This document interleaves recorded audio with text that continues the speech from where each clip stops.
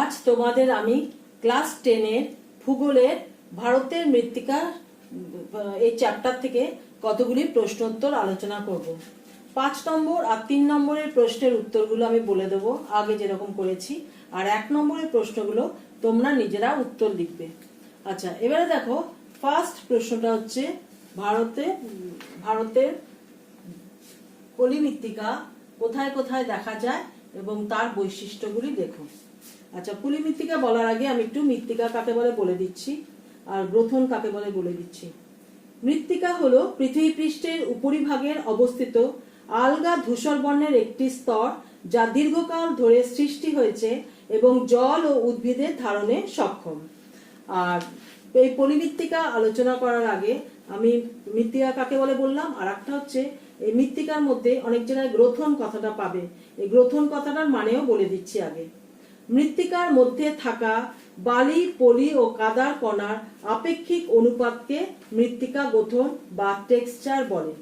আচ্ছা, এবারে এই 1 নম্বরের পলিমৃত্তিকার উত্তরটা বলছি।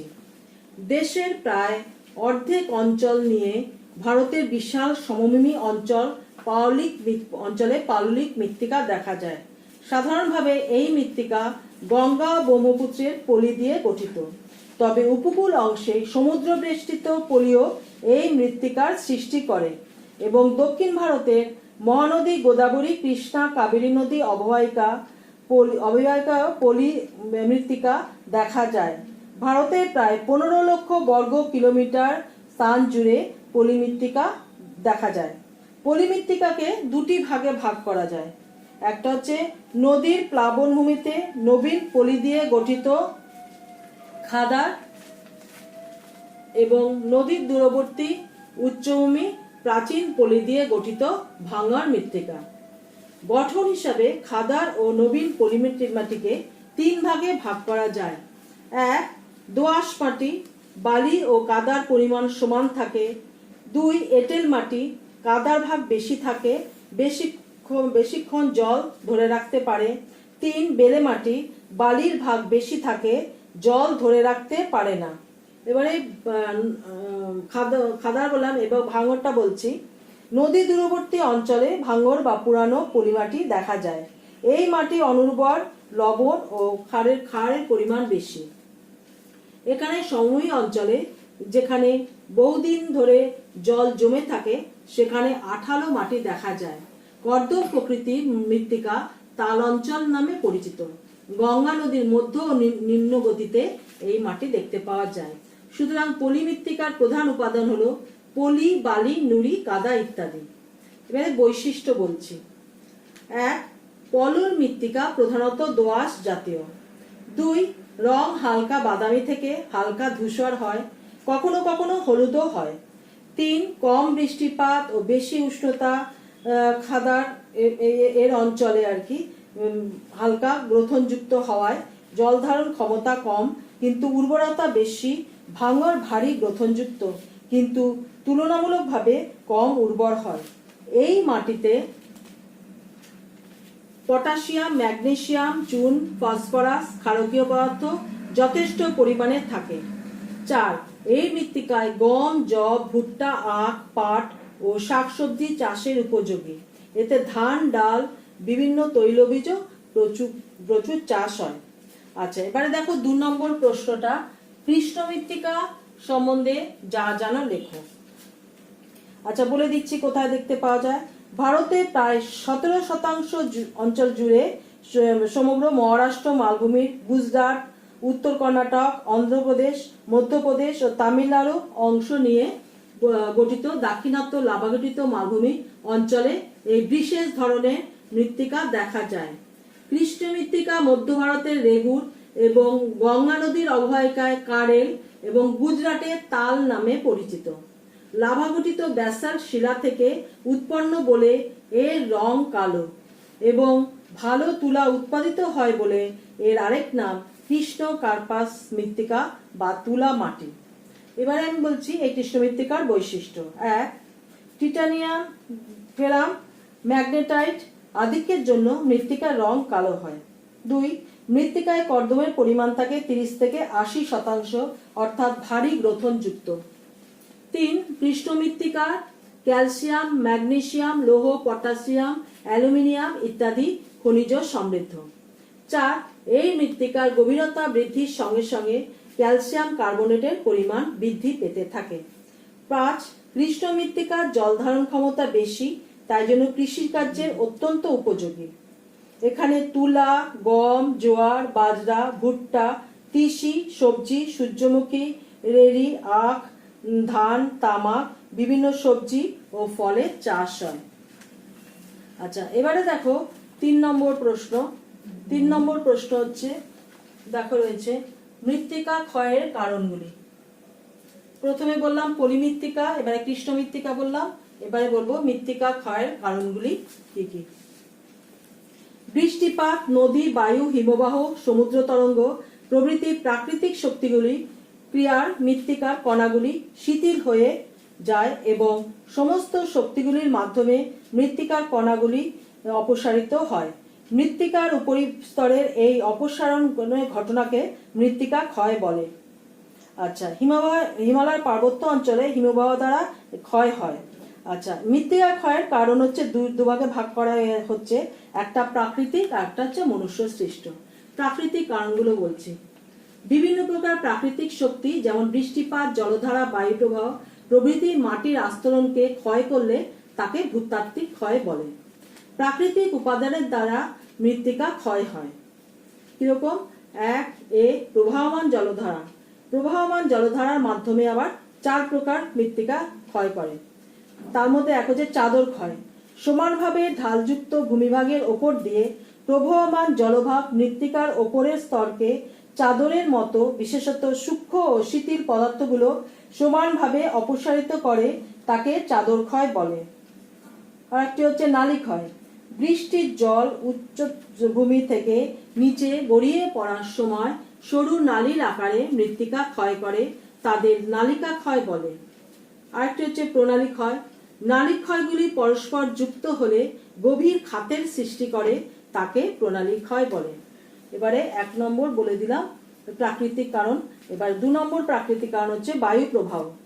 প্রধানত মালভূমি ও সমপ্রায় মরুপ্রায় অঞ্চলে বনভূমি, গাছপালা প্রভৃতি বাধা না থাকার জন্য প্রবল বেগে বায়ু প্রবাহের ফলে এই অঞ্চলের শিথিল ও শুষ্ক মাটি অথবা বালির কণিকাগুলি সহজেই অন্যত্র অপসারিত হয়ে যায়। এই রকম ভাবে মৃত্তিকা ক্ষয়কে বায়ু প্রবাহ ক্ষয় বলে। 3 বৃষ্টিপাতের প্রকৃতি। প্রবল বৃষ্টিপাতের কারণে বৃষ্টির ফোঁটা সজোরে মাটিতে আঘাত করে এবং মৃত্তিকা ক্ষয় করে। 4 ভূপ্রকৃতি।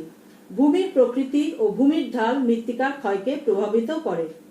কোনো অঞ্চলে ভূমিভাগের ঢাল বেশি হলে জলের পৃষ্ঠপ্রবাহ দ্রুত হয় এবং মৃত্তিকা ক্ষয় বেশি হয়। আচ্ছা, এবারে বলবো প্রাকৃতিক কারণ বলে দিলাম। এবারে বলবো মনুষ্য সৃষ্ট কারণ। সেটা হচ্ছে 1 হচ্ছে জনসংখ্যার চাপ। বর্তমানে পৃথিবীতে জনসংখ্যার পরিমাণ বৃদ্ধি পাওয়ায় মৃত্তিকার উপর চাপ বৃদ্ধি পাচ্ছে, অর্থাৎ জনসংখ্যা বৃদ্ধির জন্য বসতি নির্মাণ, খাদ্যের চাহিদা পূরণ, শিল্পায়ন প্রভৃতির জন্য মৃত্তিকা ক্ষয় হচ্ছে। তারপরে হচ্ছে অনিয়ন্ত্রিত পশুচারণ। 2 অতিরিক্ত পশুচারণের ফলে মৃত্তিকার উপর তৃণের আচ্ছাদন কমে যাচ্ছে ও মৃত্তিকা ক্ষয় ঘটছে। 3 অবৈজ্ঞানিক খনন। পার্বত্য অঞ্চলে হোটেল নির্মাণ, মালভূমি অঞ্চলে খনিজ সম্পদ তোলা, সমভূমি অঞ্চলে নগর গড়ে তোলা প্রভৃতির ফলে অবৈজ্ঞানিক প্রথায় মৃত্তিকার খনন কাজ হচ্ছে ও মৃত্তিকা ক্ষয় হচ্ছে। ভূমিধস। পার্বত্য অঞ্চলে ভূমিধসের ফলে প্রচুর মৃত্তিকা ক্ষয় হয়। বৃক্ষছেদন। উদ্ভিদ শিকড়ের সাহায্যে মাটিকে দৃঢ়ভাবে আটকে রাখে, ক্ষয়ের হাত থেকে রক্ষা করে, কিন্তু জনসংখ্যা বৃদ্ধির জন্য বসতি স্থাপন, খাদ্যের চাহিদা, কৃষি জমির সম্প্রসারণ এবং কাঠের চাহিদার জন্য যথেষ্টভাবে গাছ কাটছে ও মৃত্তিকা ক্ষয় ঘটাচ্ছে। এবার বলবো অবৈজ্ঞানিক প্রথায় চাষবাস। পাহাড়ি অঞ্চলে অবৈজ্ঞানিক প্রথায় জুম চাষ ও ধাপ চাষ করা হচ্ছে, যার ফলে মৃত্তিকা ক্ষয় হচ্ছে। এবারে আমি একটু বলে দিই কয়েকটা জায়গার নাম আর মৃত্তিকা ক্ষয়ের কারণ। যেমন হিমালয় পর্বত অঞ্চলে হিমবাহ দ্বারা মৃত্তিকা ক্ষয় হয়। ভারতের উপকূলীয় সমভূমি ও সমুদ্র তীরবর্তী অঞ্চলে সমুদ্র তরঙ্গ দ্বারা ক্ষয় হয়। মহানদী গোদাবরী, কৃষ্ণা, কাবেরী নদীর প্রবাহমান জলধারার দ্বারা ক্ষয় হয়। উত্তরপ্রদেশ, বিহার, রাজস্থানে প্রবাহমান জলধারার দ্বারা কারণে ক্ষয় হয়। পাঞ্জাব, হরিয়ানায় প্রবাহমান জলধারা আর অনন্য ধস, আর মধ্যপ্রদেশ, রাজস্থানে অতিরিক্ত পশুচারণের ফলে এগুলো মৃত্তিকা ক্ষয় ঘটছে। আচ্ছা, এবারে দেখো 4 নম্বর প্রশ্ন। দেখো, মৃত্তিকা ক্ষয়ের ফলাফলগুলি লেখো। মৃত্তিকা ক্ষয়ের ফলে মানুষ ও প্রকৃতি প্রত্যক্ষ ও পরোক্ষভাবে প্রভাবিত হয়। যেমন 1. উর্বর মৃত্তিকার উপরিস্তরকে অপসারণ। মাটির ক্ষয়ের জন্য মাটির পৃষ্ঠদেশের জৈব ও খনিজ সমৃদ্ধ উপাদান অপসারিত হয়ে মাটির উৎপাদনশীলতা হ্রাস করে বা কমিয়ে দেয়। 2. ভৌমজলের উষ্ণতা হ্রাস ও মাটির আর্দ্রতার পরিমাণ হ্রাস। মাটির ক্ষয়ের ফলে মাটির ওপরের স্তর সরে যায় ও জল ঢুকতে বাধা দেয়, ফলে মাটির প্রবেশতা হ্রাস পায় এবং ভৌমজলের সঞ্চয়ও হ্রাস পায়। 3. মরু অঞ্চলের প্রসার। মাটির ক্ষয়ের ফলে বৃষ্টিপাতের পরিমাণ হ্রাস পায় বা কমে যায় ও উদ্ভিদ জন্মাতে পারে না, ফলে মরু অঞ্চলের প্রসার ঘটে। 4. বন্যা ও খরার প্রবণতা বৃদ্ধি। প্রবল মৃত্তিকা ক্ষয়ের ফলে ক্ষয়প্রাপ্ত মৃত্তিকা নদী গর্ভে সঞ্চিত হয়ে নদীকে অগভীর করে তোলে, ফলে বন্যার সৃষ্টি হয়। মৃত্তিকা ক্ষয়ের ফলে ভৌমজলের ভাণ্ডার কমে যাচ্ছে, মাটির আর্দ্রতা হ্রাস পাচ্ছে ও উদ্ভিদ জন্মাতে পারে না বলে খরার সৃষ্টি হয়। 5 হচ্ছে খাল ও নদীতে পরিসঞ্চয়ের পরিমাণ বৃদ্ধি। মৃত্তিকা ক্ষয়ের ফলে নদীগর্ভের খালে পলি, বালি, কাদার সঞ্চয় বৃদ্ধি পায়, ফলে নদী গতিপথ বাধাপ্রাপ্ত হয়। 6. ভূমিধস বৃদ্ধি। মৃত্তিকা ক্ষয়ের ফলে মাটির স্তর আলগা হয়ে যায় ও ফলে ভূমিধস ঘটে। 7. অর্থনৈতিক সমৃদ্ধি ও সাংস্কৃতিক উন্নতিতে প্রতিবন্ধকতার সৃষ্টি। মৃত্তিকা ক্ষয়প্রাপ্ত পদার্থগুলি উর্বর কৃষিজমিতে সঞ্চিত হয়, জমির উৎপাদনশীলতা হ্রাস করে এবং মৃত্তিকা ক্ষয়ের ফলে ক্ষয়প্রাপ্ত পদার্থ নদীতে সঞ্চিত হয়ে নাব্যতা হ্রাস করে এবং ভৌমজলের বাধার সৃষ্টি করে।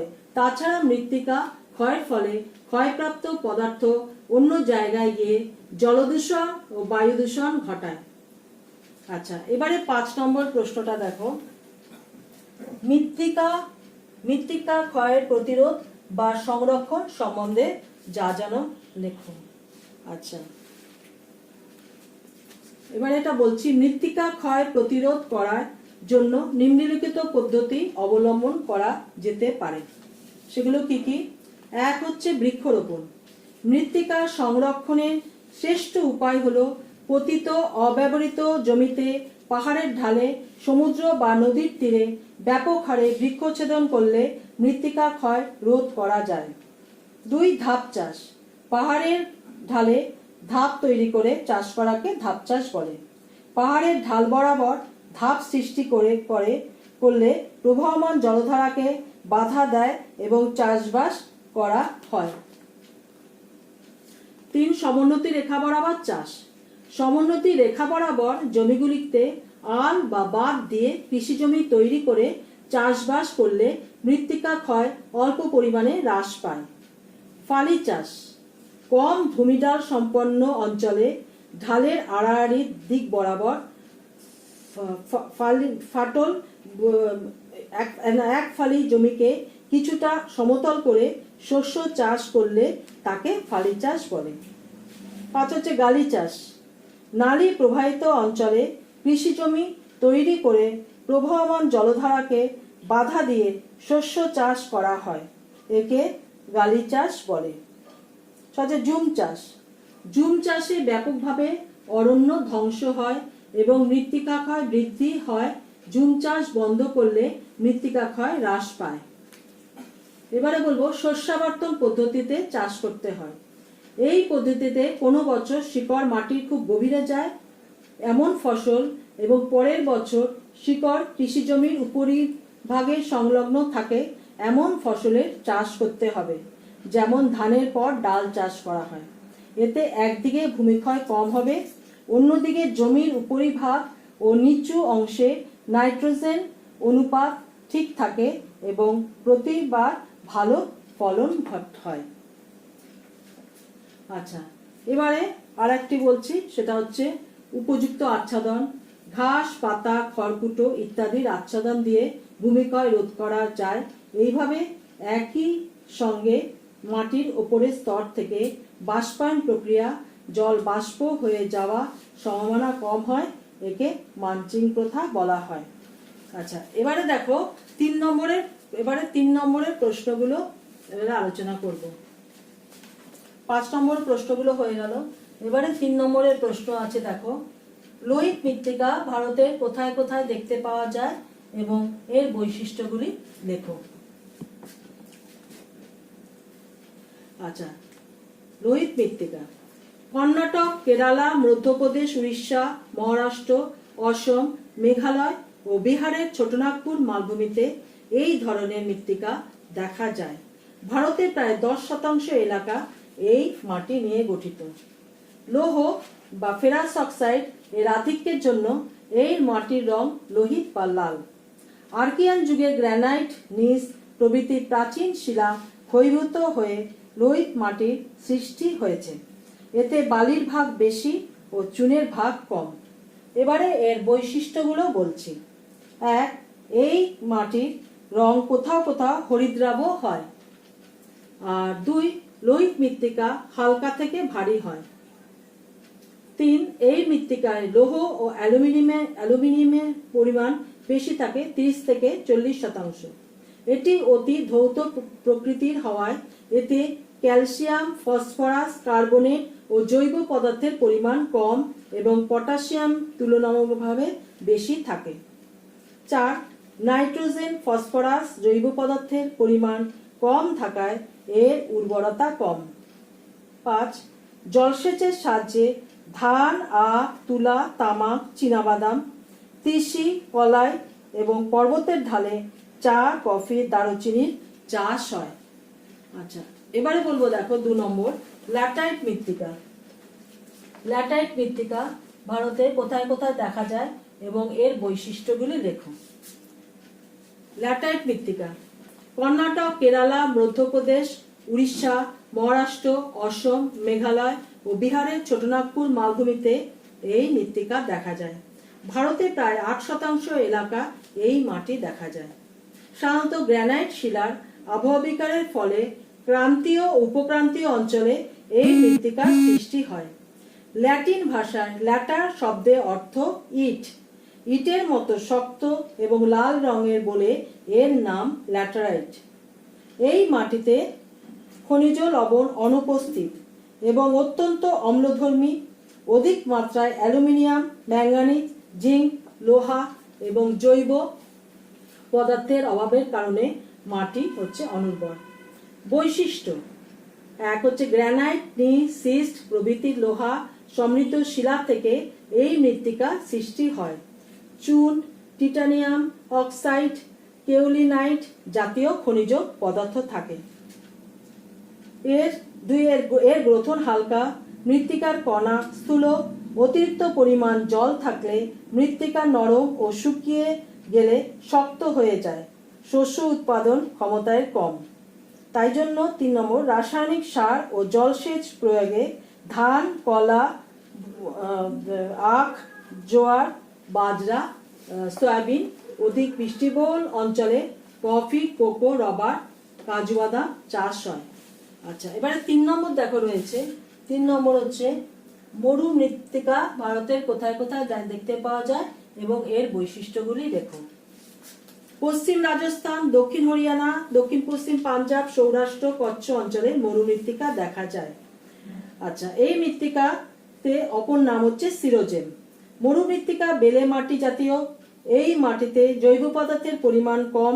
এই মাটিতে লবণের পরিমাণ বেশি থাকায় মাটি অনুর্বর। বৈশিষ্ট্য: 1 মৃত্তিকার রং হালকা বাদামি ধূসর বা হরিদ্রাভ। প্রায় বৃষ্টিহীনতার কারণে রং হালকা হয়। 2 এর জল ধারণ ক্ষমতা কম, বৃষ্টিপাতের চেয়ে বাষ্পীভবন বেশি হয়, তাই মাটির উপরিভাগের sodium, magnesium, calcium, phosphate, nitrate যথেষ্ট পরিমাণে বেশি থাকে। 4 এই মাটিতে উদ্ভিদের অনুখাদ্যগুলি থাকায় অধিক জলসেচ করা সম্ভব হলে বালি, তুলা, ডাল, তৈলবীজ চাষ করা হয়। আচ্ছা, 4 নম্বর দেখো, এখানে বলেছি, প্রশ্ন দিয়েছি, পার্বত্য মৃত্তিকার সংক্ষিপ্ত পরিচয় দাও। লাস্ট প্রশ্ন। পার্বত্য মৃত্তিকা। ভারতের প্রায় 10% পাহাড়ি অঞ্চলের বনভূমি পার্বত্য মৃত্তিকার দ্বারা আবৃত। হিমালয়, মধ্যপ্রদেশ, ছত্তিশগড়, মেঘালয়, পশ্চিমঘাট, নীলগিরি প্রভৃতি পার্বত্য অঞ্চলে মৃত্তিকা দেখা যায়। পার্বত্য মৃত্তিকা পাথুরে, দোআঁশ, কাদা পাথর জাতীয়। তরাই অঞ্চলে নদীবাহিত নুড়ি, কাকড়, বালি সঞ্চিত হয়ে বালিকময় দোআঁশ মাটি গঠন করে, যাতে জৈব পদার্থের পরিমাণ বেশি থাকে। এই পার্বত্য অঞ্চলে লতা পাতা পচে হিউমাস মাটি দেখতে পাওয়া যায়। এটি উর্বর ও অম্লতাযুক্ত, তাকে পটসল মাটি বলে। বৈশিষ্ট্য 1, এই মাটির রং বাদামি, ধূসর বাদামি। 2 হচ্ছে এই মাটির গ্রথন হালকা। 3 এই মৃত্তিকায় সিলিকা, লোহা, অ্যালুমিনিয়াম অক্সাইড থাকে। 4 এই পর্বতের ঢালে অপেক্ষিত উর্বর মাটিতে সার দিয়ে ধান, গম, আলু, ভুট্টা প্রভৃতি চাষ করা যায়। আচ্ছা, এবারে দেখো দিয়েছি 1 নম্বর প্রশ্নগুলো। 1 নম্বর প্রশ্নগুলো আগে যেরকম করে দিয়েছিলাম সেরকম ভাবেই দিয়েছি। দেখো, সঠিক উত্তরের পাশে রাইট চিহ্ন দাও। এ দিয়েছি কৃষ্ণ মৃত্তিকা মধ্য ভারতের রেগুর, সিরোজেন, পটসল নামে পরিচিত, যেটা তোমার ঠিক মনে হবে সেটাতে রাইট দেবে। 2 বি হচ্ছে হিমালয় পার্বত্য অঞ্চলে মৃত্তিকা ক্ষয় হয় নদী দ্বারা, হিমবাহ দ্বারা, বায়ু দ্বারা, যেটা ঠিক হবে সেটা লিখবে। 2 হচ্ছে সুশুদ্ধ বা অশুদ্ধ লেখো। দেখো 2 দিয়েছি, শুদ্ধ বা অশুদ্ধ লেখো। ভূমির প্রকৃতি ও ভূমির ঢাল মৃত্তিকা ক্ষয়কে প্রভাবিত করে। বি, ভারতে প্রায় 3.5 লক্ষ বর্গ কিলোমিটার স্থান জুড়ে পলিমৃত্তিকার বিস্তার। তারপরে 3 নম্বর দিয়েছি, দেখো শূন্যস্থান। 3 নম্বর দিয়েছি, শূন্যস্থান পূরণ করো। এ নদীর প্লাবনভূমিতে নবীন পলি দিয়ে গঠিত অঞ্চল ড্যাশ নামে পরিচিত। বি, কৃষ্ণ মৃত্তিকার জল ধারণ ক্ষমতা ড্যাশ। 4 দিয়েছি, দেখো এক কথায় উত্তর দাও। ঝুম চাষ কাকে বলে? বি হচ্ছে গ্রথন কাকে বলে। আর 5 নম্বর দিয়েছি, বাঁ দিকের সাথে ডান দিক মেলাও। এ দিয়েছি নদীর দূরবর্তী উচ্চভূমি পুরানো পলি মাটি, এদিকে দিয়েছি তুলা মাটি। বি দিয়েছি কৃষ্ণ মৃত্তিকা, এদিকে দিয়েছি বি ইট। সি দিয়েছি ল্যাটার শব্দের অর্থ, এখানে সি দিয়েছি ভাঙার। এই উত্তরগুলো নিজেরা লিখবে।